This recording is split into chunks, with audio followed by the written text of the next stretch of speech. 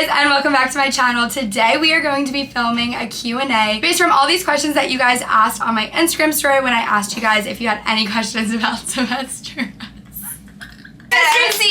So I posted on my Instagram story asking you guys to ask me questions about anything and everything about semester at sea. So today I'm here with my roommate and my second roommate, and we're going to be going through all the questions that you guys asked and giving you our advice and our thoughts and everything because we've been on the voyage now for a month. We're having the best time ever. Hi, my name is Allie. I am Megan's beloved roommate. I'm Krina. I'm Megan's beloved pseudo roommate. I'm the third roommate in the double that is their room. The first question was, how do you make friends and find people to travel in port with? Well, you see, you know how everyone's like, you'll make friends in person, don't make friends online. Do put in a little bit of effort online because people get to know each other. That's how we met our whole friend crew. Yeah, so we were really fortunate beforehand to go on a boat in Amsterdam, so that was our embarkation port. And we had this group chat just for meeting each other on social media, and we met in person. And if it weren't for meeting each other before getting onto the ship, I think our social experience would have been a lot different. And we're honestly very fortunate to have met each other beforehand. I feel like we should talk about this a little more though, because like I was the whole time like, I'm not gonna make friends on Instagram. I'm just gonna wait until we get there and make friends the real way, like blah blah blah. And then the girl who I had picked to be my roommate, who didn't end up going on the voyage, so isn't my roommate, added me to this group chat, and like I didn't talk a lot in the group chat. I didn't really know everyone, but I like decided to go to this meet and greet the day before we got on the boat in Amsterdam, and we all met and we all clicked, and I think that was a big part of it too. Like it's not like, oh, we decided to be friends and then we were friends. Like we decided to be friends and then it happened to work out. I feel like a ton of people met a bunch of people on Instagram beforehand and like then in person realized that they didn't vibe, but we just got lucky and we happened to vibe. Yeah, literally at our boat it was like, Allie, meet Corinna in like the back corner, and we like clicked immediately as Corinna said, and it worked out like really, really well. But also I wouldn't be afraid necessarily if you don't make friends immediately or like know people going into it. None of us knew anyone going into it, which is like scary, yes, but like also I feel like I've loved having that experience because you don't go in like attached to anybody per se, and like you have the ability to create your own experience by yourself. So don't be afraid if you don't know anybody. Once you're on the ship, you do also meet more people. So yes, we went in being friends. Allie, say something, anything. But you also meet people while on the ship. I feel like there are a ton of people too that like were like, I didn't talk to anyone on Instagram, and those people also have great social lives here. Everyone's like very excited to meet each other. It's like the first day of freshman year of college where it's like people want to make friends. And it's also been a month in and I still see people for the first time that I've never. Yeah. Okay, Allie, your turn. Okay, our next question. Allie, how old do you have to be to do semester at sea? Well, so we have a lot of different people on the ship. We have our students that are here taking classes, but there's no age gap on who can do semester at sea. We have people as old as like 93 on the ship. So those are our lifelong learners. So if you're graduated and you still want to travel the world, you can do it as a lifelong learner, which is really awesome. You don't have to take classes, but you still get really close with the students and you get a ship family. That's really cool. And then I don't have a family. Well, I have a great That sucks to suck, family. Megan. And then we have kids on the ship. So I think our youngest kid is 3.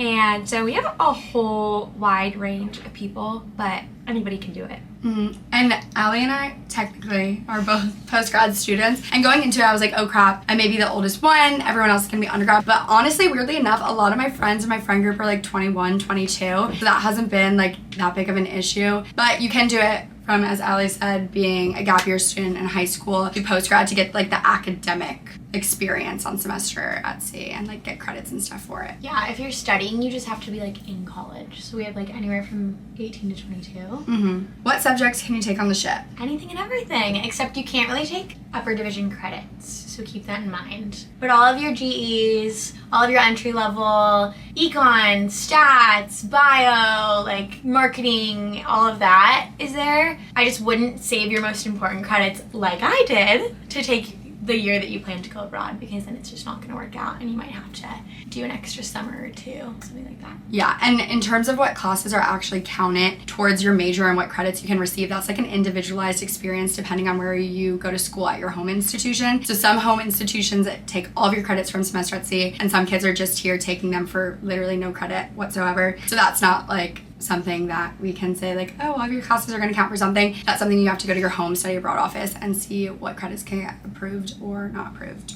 If I could give one piece of advice to anyone that's young right now, like freshman, sophomore, and planning to go abroad, even if it's not semester at sea, it's save your GE requirements for abroad, because that will open up your opportunity for abroad programs like no other. Whereas like if you're a junior or senior and you have to get certain requirements for your major, that's totally going to limit which programs you can do. But if you just have to get GEs and you can fill any cultural requirement or any math science requirement, any art requirement, then do that. That's really thoughtful. Well, no one told me that, and I screwed up. True. So I wish someone had told me. What classes do you take on the ship? I'll take different classes for the most part, so let's hear them. Okay, I'll go first. I am an entrepreneurship and marketing major, and I am taking food as preventative medicine, public speaking, culinary tourism, and then the class that we all have to take, global studies. I am a math and stats major, and I'm not taking any math or stats on the boat, which has been very refreshing. I'm taking individual and family development, I'm taking positive psychology, and I'm taking leading high performance team. Yeah, of course. Bring lots of snacks on the ship. I got my bachelor's in marketing, and then I'm taking all psych classes. I wanted the classes that I'm taking to be like really fun and not business related. I'm taking positive psych, abnormal psych, so the two spectrums of psychology, and then I'm taking public speaking with Allie as well. So those are the classes that you can take. Some other classes that kids take is like the human sexuality class that everyone loves. It's a psychology of sexuality, so you learn about like orgasms, masturbation, what makes a good partner, communication during relationships and during sex, like that whole thing. A lot of people are in like food classes, like cultural food classes, where they get to like do cooking classes in country. There's like U.S.-Chinese relations. Are you in food as preventative medicine? Yep. Yeah, there's that one. Really hard. There's a lot of food-centered classes. There's a lot of religion classes, history classes. And it's fun to take those ones that have the cultural aspect too, because then usually your professor will tie what you're learning in class to whatever country we're going to. So then it kind of gives you new eyes to look at that country. My advice, if you're signing up for classes on the ship, is sign up for classes that are earlier in the morning, because it's the worst thing ever when you have afternoon classes and all your friends are hanging out at the pool and you are stuck inside. Yeah, that's what I did. Literally plan my classes around the sun. So every single day I'm done by 12:30. You get starting at basically 12 o'clock. Everyone on a nice day is outside tanning, hanging out near the pool. So it's really nice to be able to just stay there the whole entire day and not have to worry about class. Like kids are always like, I gotta go to class. Like I don't want to go. Should I skip it? And it's like, yeah, you should, but they can't, so they don't do it. And then going off of that, our class is hard, would you say? It depends what you're taking. So in my experience with the classes I'm taking, I have found school, the academic portion of it, to be very easy so far. I'm very grateful to have two teachers that are literally the sweetest teachers I've ever had. One of them believes in experiential learning, so she doesn't think that having hard tests equates to you learning the most out of something. So that class is just really, really fun and not stressful. And I feel like the psych classes in general, they don't want you to be stressed. They preach well-being and just all things good, so they're not strenuous classes. Same thing with public speaking. I don't have that much homework for any of my classes, but I will say, talking to other students, I feel like the most amount of work that you have is in regards to reading. It's just a ton of reading for the classes, but they're not hard, I would say, compared to my home institution. But then you do have some classes like my food as preventative medicine class, which I didn't know is a very high level science course, and I'm a business major, so it really depends. My advice is read the syllabus before you sign up, know what you're getting yourself into, because there are some higher level classes on the ship. Yeah, also I don't know, if you're not a reader, don't sign up for a history class. Or an English class, Or the writing class. Yeah, or a writing class. If you don't like writing, don't sign up for the one. Also, if you don't like reading, pretty much every class on the ship is just reading. Mm-hmm. I haven't read much of my stuff, and I'm still doing excellent. Yeah, so. me too. There aren't a ton of turn-in assignments for any class. There are quizzes and tests that you study for with friends, normal, whatever. Mm-hmm. And then the occasional essay, but I haven't had homework per se in any class. No, you never have to turn something in like that for the most part. But you do have to stay up to date on your readings, or at least the readings that matter, or the readings that are going to be on the quizzes and tests, but that's pretty much it.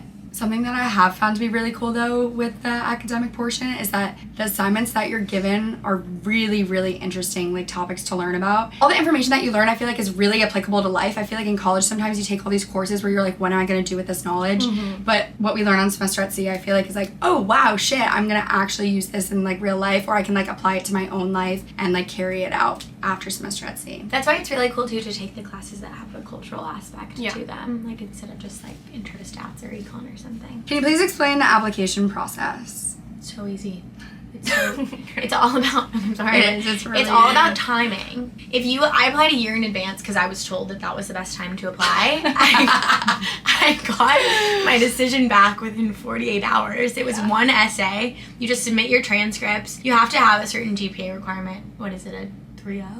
2.5 maybe? Like really not hard. And then you write one essay. I used my same essay from like 2.5 years ago when I applied this time around. We're experiencing ourselves. Yeah. But we're all well-rounded individuals, and I feel like that goes a long way too. Yeah. So. It's literally all about timing. Like if there's already a wait list, then like you're probably not going to get on the ship. But if there's not a wait list and you apply early enough, you're probably going to get in. Something that I find really interesting about the application process and the demographics on the ship, which I didn't know until I got here, is you always hear semester at sea is so many girls, like 70% girl, even like more, 80% girls, 20% guys. And the reason turns out, is because it's 50-50 of who gets in. So 50% girls, 50% guys get accepted, but then who actually carries through with it is where the percentages get really skewed, and only like 80% of girls follow through with it, while like less guys do. So that's the reason why there's so many girls on semester at sea, turns out, which is really interesting. If you're a guy, go through with it if you get in, because it will give you one of the best experiences of your whole entire life. And the paperwork that you have to do, if you think it's a lot, it's so worth doing it. Also, something I want to mention too, I don't know if this was your guys' experience, but I've talked to a few people.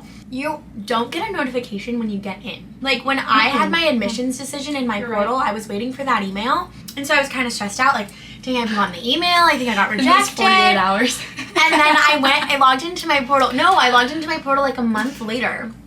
And I had seen that I had gotten in 2 days after I applied, but they just never notified me. So stay up to date on your portal, check your portal, because your portal doesn't have notifications. Imagine if you literally months later were like, I got it. Yeah, right?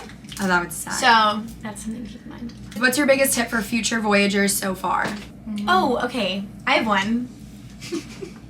This isn't my biggest tip, but this is a tip. You hear all the time that like semester at sea is like Love Island, and it's all hookup central on a boat and whatever. And I can confidently say that none of the three of us have partaken in that so far. But even if we had, I think it's important to note that the friends of ours that have, like, they have already had their little seamances crash and burn and like just make things awkward. And like when you find your people on the ship, like it's exciting and you want to travel with them and whatever, and if things get awkward because you decided to hook up with someone week 1 and then all of a sudden you can't travel with them 3 weeks later, like that sucks. Yeah. So like be smart about it, because like one hookup week 1 isn't gonna matter when it comes down to like who are the right people to travel with. True. Put your girlfriends first.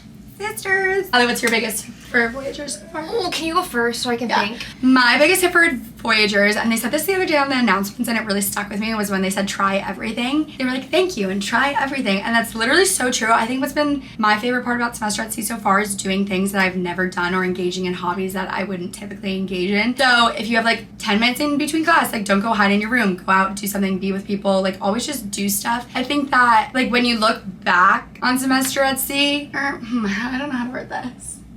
You're never gonna be upset at yourself for like trying a new thing for an hour, and even if it was awkward, like whatever, you're gonna be upset at yourself for like not putting yourself out enough. Yeah, that. Just because like you can't find your friends on the boat doesn't mean that you shouldn't go to lunch. You should just go to lunch and sit with random people, and like even if you have an awkward lunch, like a week from then you won't remember that. You know? So that's my advice, honestly, is like stay busy, do as much as you can while you can, because like one day you'll look back and you'll be like, oh shit, that flew by, and you want to like remember that like your time is like, I did as much as I could, and I'm so like glad that I put myself out there. That's what I was trying to say. Yeah. My advice is gonna counter Megan's advice.